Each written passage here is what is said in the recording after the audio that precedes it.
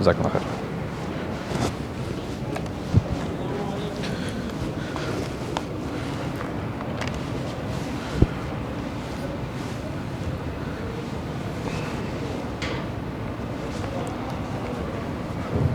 بسم الله الرحمن الرحيم. الحمد لله رب العالمين والصلاة والسلام على سيد الأنبياء والمرسلين نبينا محمد وعلى آله وصحبه أجمعين. أما بعد. We usually take this time before Salat al-Jum'ah to answer questions from the community. I had received some questions immediately before the prayer. One of them, brothers had just brought this to my attention. And it is for those that eat Subway in their tuna sandwich. There's actually a lawsuit that is happening right now, suing them for false advertising of their tuna sandwiches. So what's happening is the tuna sandwiches are allegedly mixed in not just tuna, but tuna, chicken, and pork. So this lawsuit is happening right now. I just wanted everyone to be aware of that, inshallah. So if you eat sandwiches or tuna sandwiches from Subway, I would take precaution. The other question I had received was on organ donation. Is it permissible for me to donate my organs in Islam? And the answer is yes, it is permissible to donate our organs in Islam as long as it does not bring harm to the person who is donating. There are a number of organs and tissue that we all have as individuals that if we give some of those organs or some of that tissue, it does not bring harm, or it doesn't bring an overwhelming harm to me, or it doesn't cause harm to my life as an individual. So for example, if you have a brother or sister or your spouse or children, or sometimes even other family members or friends who might need a kidney, bone marrow transplants, these are, or liver transplants, right? These are things that are very common, and what they do is they'll actually take either one of the kidney, part of the liver, some of the bone marrow, sometimes skin grafts, right? These are different things that people can actually give, and you can donate for that. And this is something that is completely permissible. This is something that is completely jaiz. So some people might put yes on their driver's license, right? This is something that's very common. Are you an organ donor? Are you an organ donor? This is your prerogative and this is your choice, right? So when it asks you on your license if you want to be an organ donor, if you say no, all that means is that I want to choose how to use my organs. That's all that means. If it's on your license, it means the state decides. That's the difference. So if there is a need and you are in that situation, there's nothing wrong with saying no, right? So if you put no on your license that I'm not an organ donor, it doesn't mean that I'm not going to donate organs. It means that I don't want to give the state the choice on what to do with my organs. That this is something that I want to make my own choice concerning that and how to deal with that. The newest thing with organ donation is using actually animal organs. So I don't know how many of you are actually familiar with the pig heart that was used in the transplant for the heart transplant patient. So basically what happened is there was an individual whose heart failed, and they used a pig heart to do that transplant, and the doctor who did it was actually Muslim. So there are two conditions that scholars have put forward saying, when can this be done? When can this be done? They say the first condition is the person actually has a need, right? So there has to be a medical need for that person to get that transplant done. The second one is that there's no alternative. There is already a shortage of organs. There's already a shortage of organs. So people who need organ donations, they're already on a very, very long list. It is not easy getting organs. And not on top of that, those organs have to match, right? So there has to be a blood type match, there has to be, other proteins have to match in order for the body not to reject the transplanted organ. So what happens in these situations is that you have a person who is on this waiting list, and sometimes they'll give him an alternative, as was done in this situation, saying that, hey, we have a pig heart that is available. If you would like to use that heart, that he agreed to it, and they used the heart and they did the transplant, and it was successful. How long this individual will live, wallahu alam, you know, we obviously don't know that. But like I said, these are the two conditions that scholars have put forward, that this individual, number one, he has to have a need, and secondly, that there is no alternative that is available in the foreseeable future. So someone might say, okay, well, you're on the list, that means that there is an alternative there. But if he does not know how long it will take, it is permissible for him to take advantage, or permissible for her to take advantage of that at that time. Some people might argue, well, isn't pig haram? There's no doubt about that, right? Pig is haram, but what is it haram for? It is haram to consume, right? It's haram to eat. Is it haram to use? This is up for discussion, right? This is up for discussion. Especially in these situations, because even before the transplant of the pig skin was something that was very commonly used for burn victims. I don't know how many of you are aware of that. So if a person burns the skin on their arm, on their thigh, on their leg, what happens is that you need to replace the skin, right? Otherwise it ends up being exposed. So what they do is they actually take pig skin and they'll graft it onto the burn area.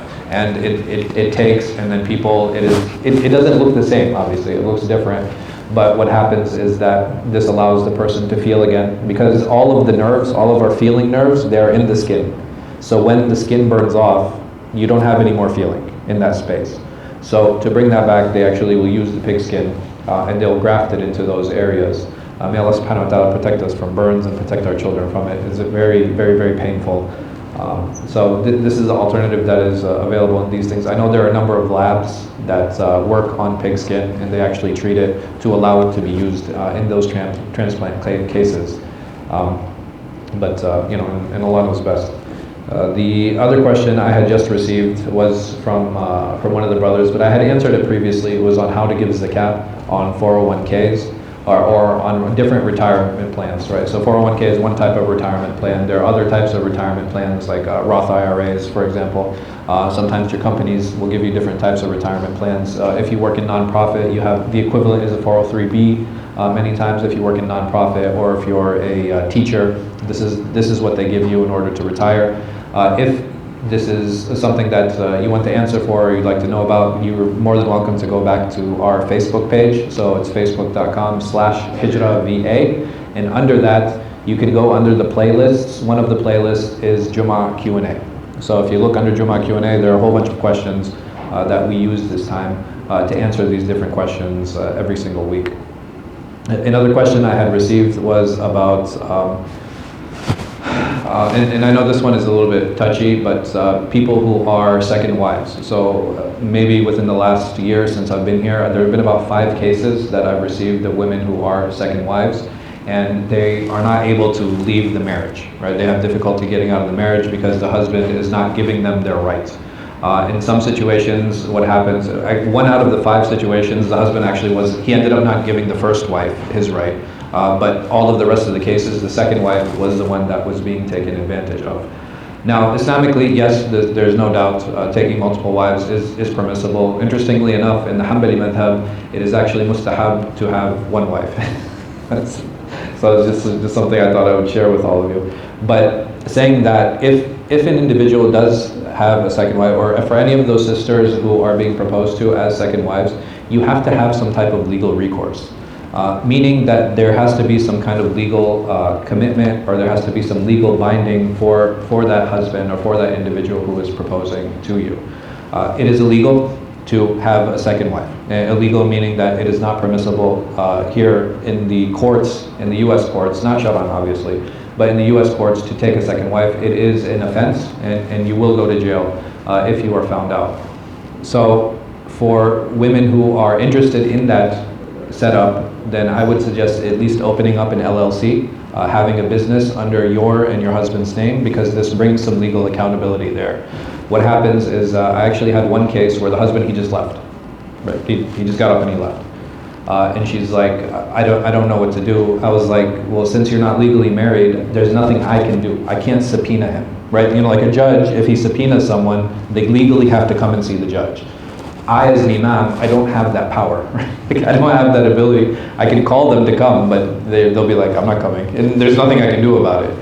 So I would suggest, again, in these scenarios, make sure you have something legally binding you and legally tying you to him. One of the best ways to do that is to form a corporation with your husband, and through the corporation, buy the house, buy the car, then you can get insurance. Like, there are a lot of things that you can do if you have that legal agreement. Because the wife who he is legally married to, she already has legal protection. And there are cases of abuse that have happened in this community and other communities where if a woman, she wants out of the marriage, she can go to the court and she can have the judge do a legal divorce, and then she can come to an imam, and the imam can do the fasq, he can annul the marriage.